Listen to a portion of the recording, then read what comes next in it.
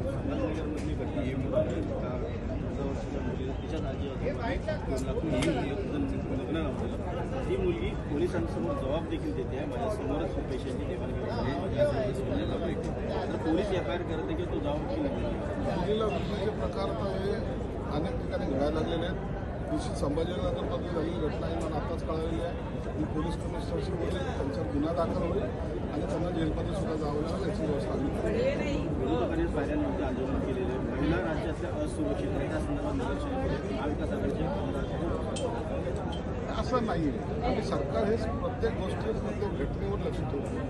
कोणतीही घटना घडो त्यासाठी सरकार खंबीरपणे ज्यांच्यावर अन्याय अत्याचार त्यांच्या पाठीशी उभं आहे आणि त्याला कायद्याच्या भूमिकेत विरोधकांना फक्त राजकारण करायचं आहे म्हणून ते राजकारणाच्या दृष्टीने त्या वक्तव्य करतात. मुळामध्ये जी घटना घडतात त्या घडू नये यासाठी सरकारसुद्धा प्रयत्नशील आहे. अनेक ठिकाणी आता CCTV कॅमेरे लावण्यात आलेले आहेत. पोलीस बंदोबस्त वाढवण्यात आलेला आहे.